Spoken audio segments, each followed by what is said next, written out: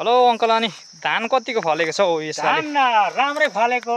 अँ, बाँदरले चुक्ति बनाइदियो। बाँदरलाई कसो गर्नुपर्ने हो यसको नियन्त्रण जेन्जी साथीहरूलाई म विनम्र अनुरोध गर्दछु।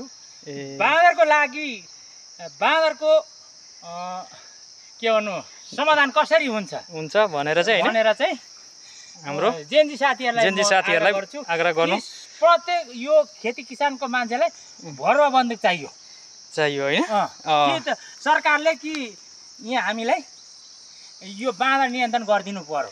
हामीले गरी खान दिएन होइन, त्यसो भने गरी खानु दिएन।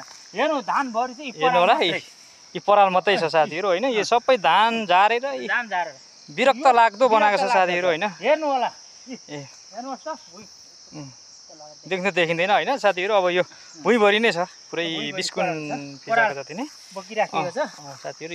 यस्तै छ।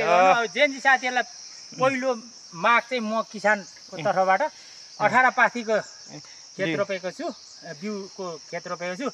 सबै बाँदरले नष्ट पारो। 50,000 खर्च भएको छ। के गर्नु होइन, यही हो किसानको पीडा, यही छ है साथीहरू। साथीहरू ए सुन्नु होला है। प्रश्न यो छ।